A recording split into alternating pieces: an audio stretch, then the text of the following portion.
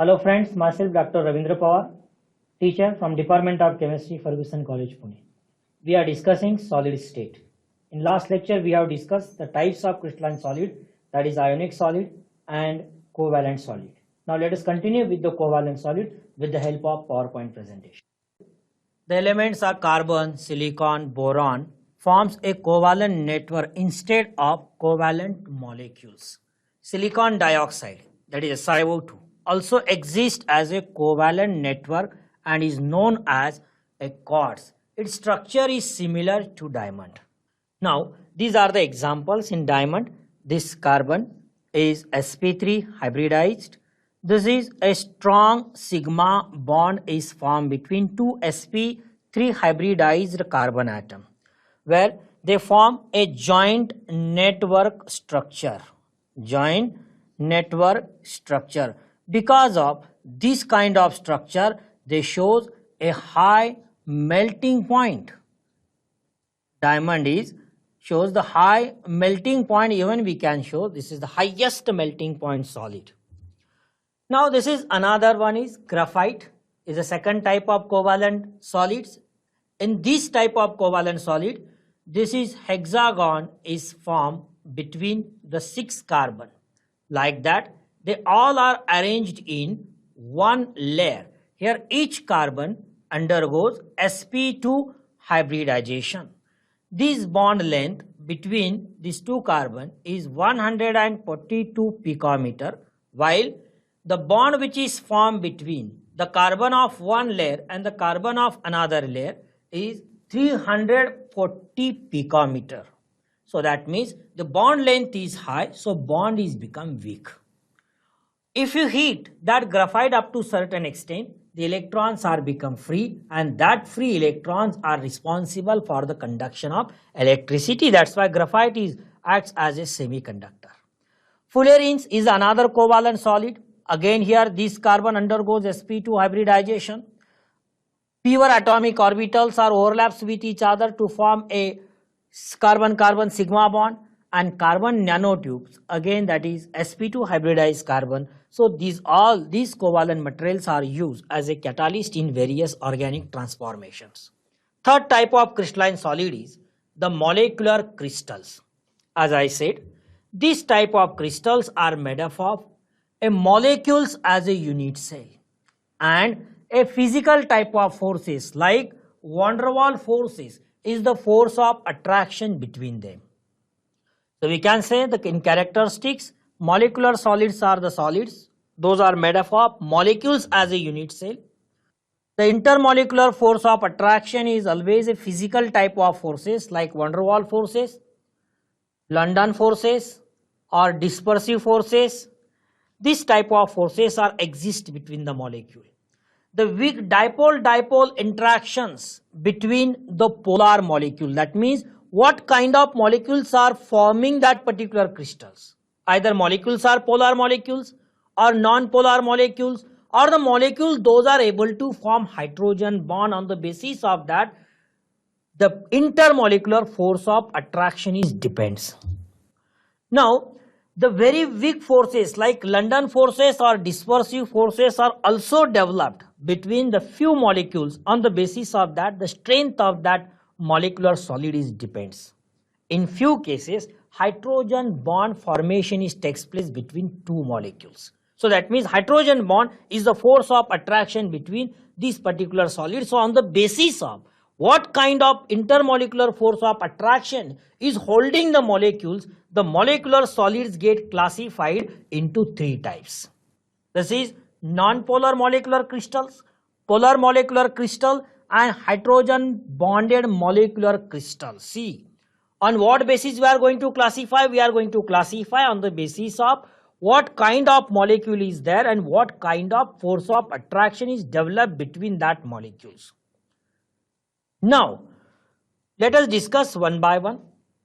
In non-polar molecules and polar molecules and hydrogen bonded molecules, now these are few examples are there. Let us discuss one by one in details. Polar molecular solid. In polar molecular solid, generally in normal temperature pressure condition, they are always exist in gaseous state. For example, hydrogen chloride gas, right?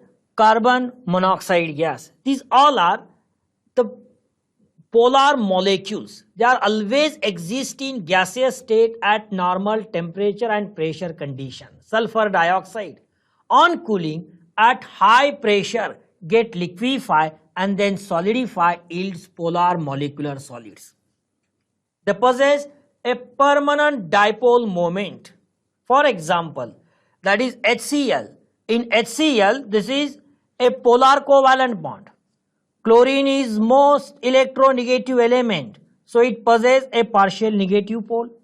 Hydrogen is possess a partial positive pole. This pair of electron gets stretched by the chlorine. Because of that, this kind of poles formation takes place. Means uneven distribution of that electron takes place. That's why the polarity is induced in this particular bond. Correct? And this polarity is a permanent one. Because of that, the permanent pole formation takes place. That is called as a permanent dipole moment. Dipole moment is the distance between these two atoms into the charge present on the either atoms. They are held together by a strong dipole-dipole interactions. How? Suppose if you take the another molecule of hydrogen chloride here, it again possesses a partial positive charge, that possesses a partial negative charge. When these two molecules are comes in vicinity, that time the opposite poles of two different molecules are get attracted here. This is the electrostatic force of attraction is developed between two opposite charge poles of two molecules. Now this is called as a strong dipole-dipole interactions. These molecules are always arranged themselves in such a way that the opposite poles of these molecules are in vicinity. Like this one, negative pole of one HCl molecule comes in vicinity of positive pole of another HCl molecule. Similarly, the next chloride ion of the same molecule comes in vicinity with the H plus of next hydrogen chloride molecule.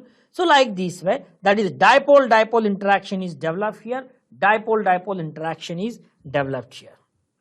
Now because of these intermolecular force of attractions are weaker than that of the another intermolecular force of attraction, these type of solids are very soft solids.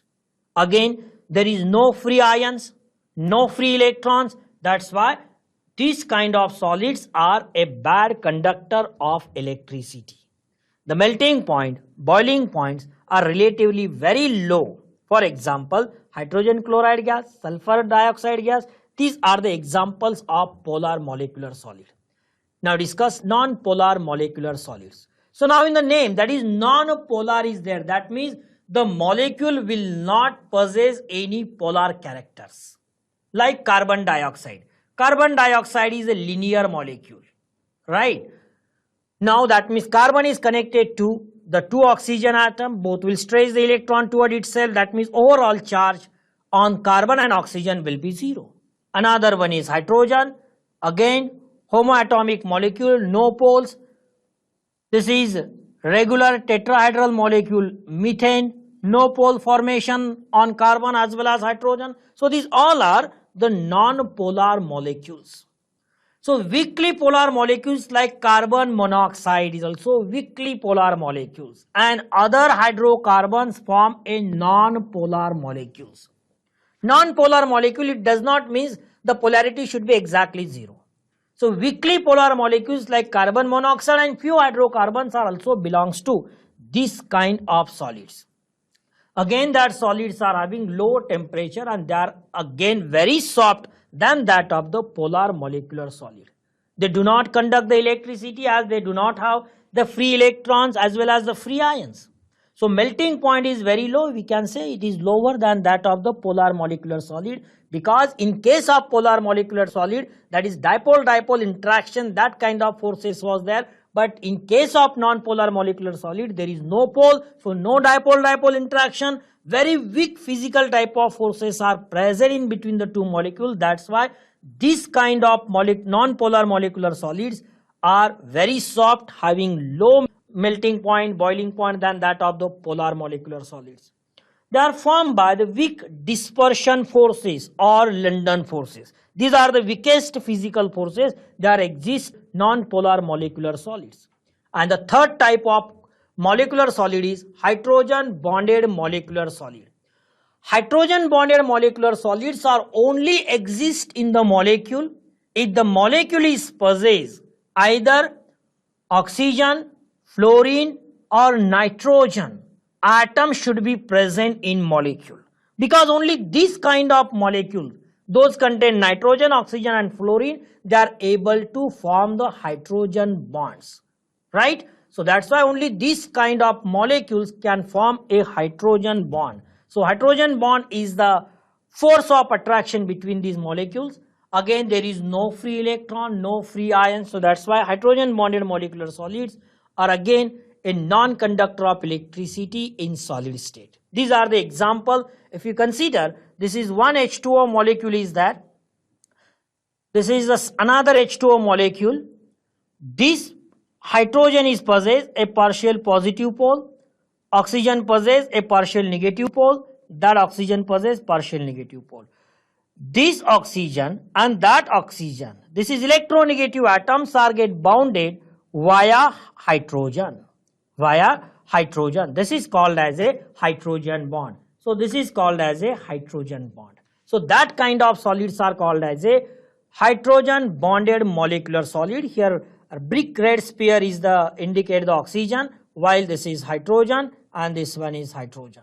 The bonding between these two oxygen via hydrogen is called as a hydrogen bond. The arrangement of this one is tetrahedral arrangement, and when many comes together they form a hexagonal structure, right? So now this is the third type of molecular solid we have finished, that is hydrogen bonded molecular solid. Now let us discuss metallic solid, fourth type of crystalline solid, that is metallic solid.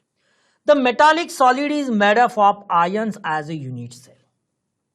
Ions are the constituent particles of this particular solid, and these ions are strongly held by the metallic bond, correct?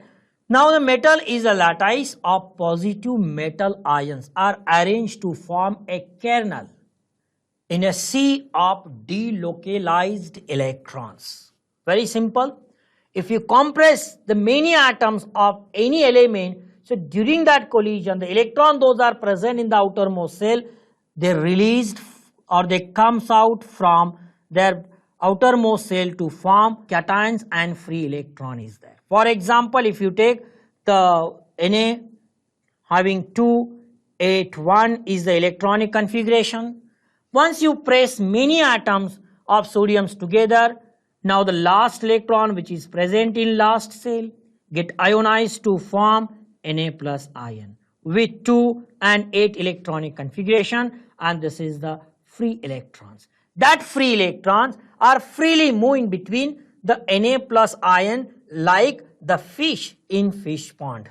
That's why this particular theory is called as a sea of delocalized electron, where that metal is acts as a sea and that free electron is just randomly move within that particular crystal like a fish. That's why this theory is called as a electron sea theory also, and that metal ions are called as a kernel ions. If the atom contain 1 electron in their outermost shell, they release 1 electron or lose 1 electron from their outermost shell.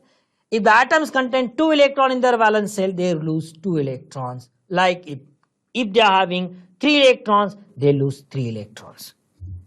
Now, metallic bonds, the attractive force of interaction between the cations and mobile electron constitute the metallic bond. Very simple. Suppose this is the one metal ion, suppose this is M ion is there, this is free electron, and that is another metal ion is there. When this electron will travel in between these two metal ions, so it is partly, that is partially bounded by these two metal ions, like that these two metal ions are get bonded via that free electron. This is called as a metallic bond, which is the force of attraction between the two metal ions and that solid is called as a metallic solid. So I am giving some another examples also. So these are the ions, this is the electrons coming out from the outermost shell of that metals to form a metal ions. These free electrons are freely moving between these atoms like a fish in fish pond. Finally these electrons get trapped by two metal ions to form this type of metallic bonds, and that whole substance or that crystal is called as a metallic crystal. What are the characteristics of metallic solid or metallic crystal? They are the good conductor of heat and electricity. Why? Because of presence of free electrons, as well as metal ions are also there. Metallic bond is also very soft bond. If we just increase the temperature of that metal, immediate electrons are become free and available for the conduction of heat and electricity. They have the high melting point and boiling points. They are very much ductile. They can be hammered into a thin wire. Metallic luster, they show the shining from their surface due to the presence of electron. They again reflect the light. These are very basic property that we are studying from the school level, as the metal shows ductility, malleability or luster, this type of basic properties. We can hammer this metal into the thin sheet. That particular properties are shown by the metal only because of the deforming properties of the metallic bond. Easily metallic bonds get break as well as get formed. That's why the metals are shows ductility, malleability and luster type of properties. The delocalized electron in the sea of electron in the metallic solid enable the metal atoms to roll over the other when a trace is applied. Because of that, they shows a malleable properties. Now, all these four types of crystalline solids I have just summarized on one slide. These are the properties, 6 properties. We can explain these 4 laws, that is a compounds at a time. This is first one is a particle of unit cell. In case of ionic solid, cations and anions. In covalent solids, atoms. Molecular solids, molecules. In metallic solid, metal ions. Second one is interparticular forces. In ionic solid, electrostatic force of attraction. Covalent solid, covalent bond. In molecular solid, physical forces like London forces, dipole-dipole interactions, hydrogen bond. In metallic solid, metallic bond. Hardness. Ionic solids are very hard and brittle. Covalent solid very hard. Molecular solids are soft, or we can say very soft. Vary well from soft to very hard in case of metallic solid. Melting point. In case of ionic compounds or ionic crystals, melting point is very high. Ranges from 600 degrees Celsius to 3000 degrees Celsius. In case of covalent solids, it ranges from 1200 degrees Celsius to 4000 degrees Celsius. Molecular solid melting point is very low.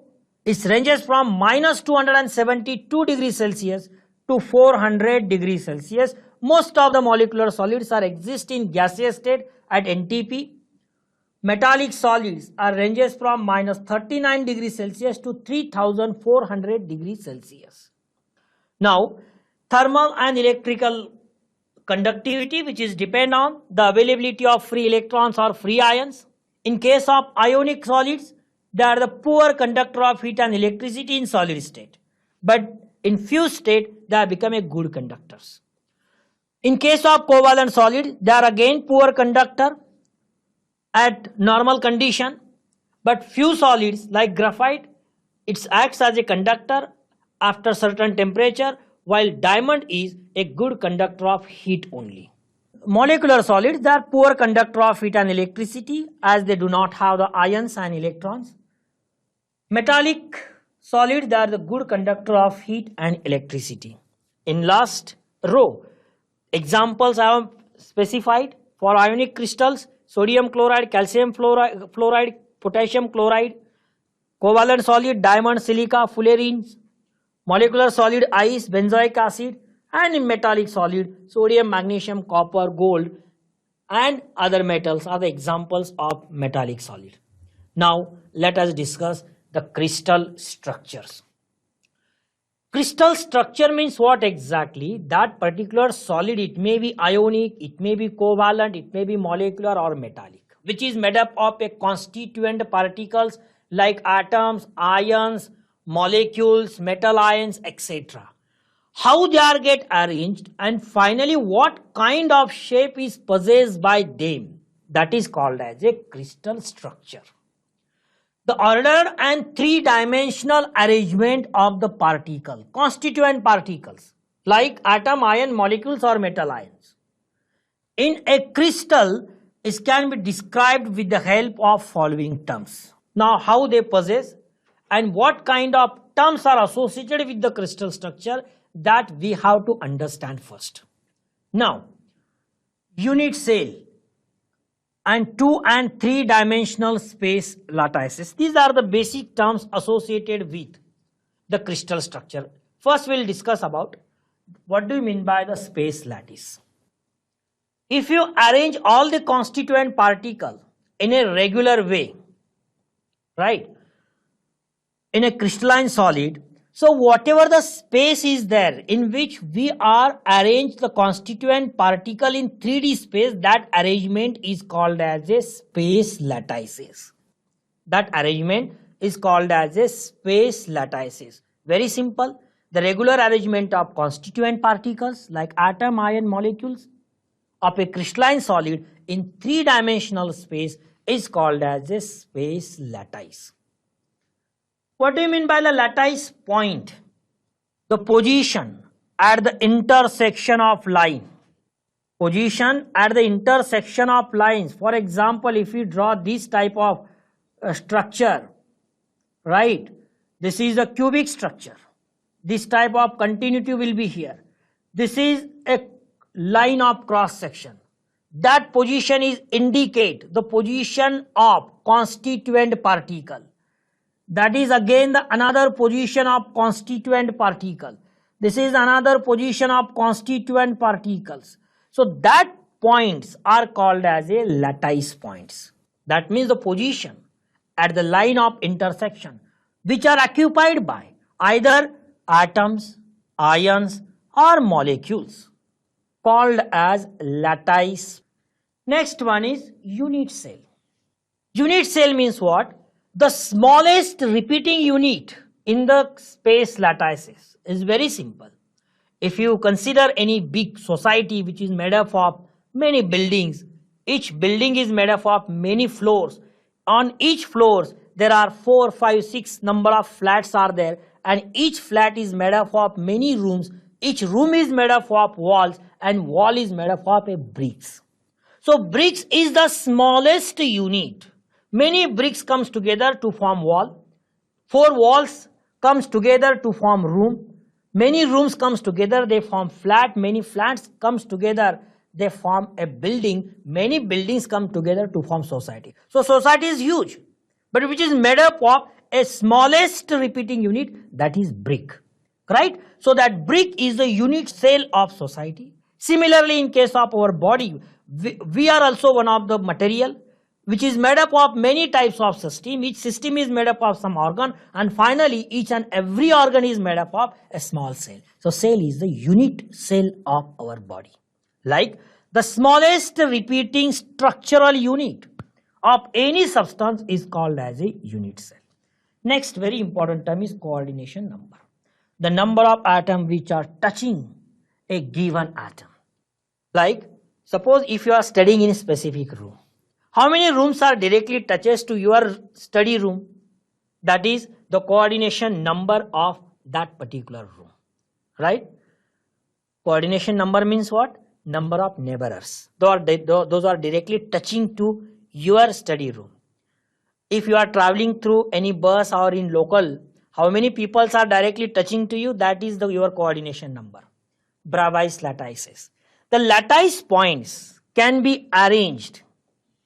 The Bravais lattices means what? Lattice point. It may be atom, ion, molecules. These are arranged in 14 different ways. That arrangement are called as a Bravais lattices. Now let us see the unit cell in detail. The smallest repeating structural unit of any crystalline solid. It may be a ionic, it may be a covalent, molecular or metallic, called as a unit cell. The space lattice of crystal is built up of a three-dimensional basic pattern. By repeating arrangement of that basic pattern, entire crystal formation takes place. Now, this is the simple example. Here each sphere is indicate a constituent particle.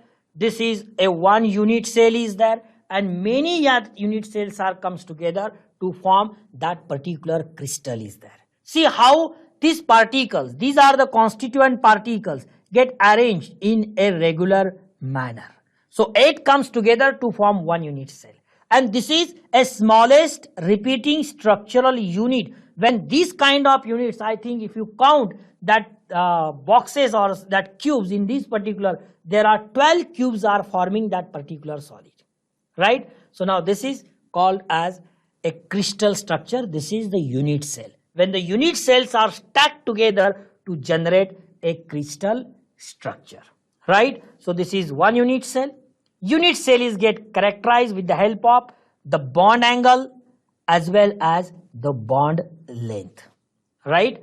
Unit cells get characterized on the basis of the bond length. This is width, depth and height, as well as the bond length between these one, right? So now in this way, in this particular, that is unit cell, 12 comes together to form a complete crystal structure. Like I have given the example of society, and society is a crystal structure and bricks is the smallest repeating structural unit of that society, right? So hello friend, in this particular lecture we have discussed the covalent solids, molecular solids, metallic solids and their characteristics. Along with that, in solid state, those basic terms are needed to understand few concepts like unit cell, space lattice, lattice point, coordination number, Bravais lattices. That also we have discussed, right? Hope you understand all these things very detailed. Now the next part we will discuss in the next lecture. Thank you so much.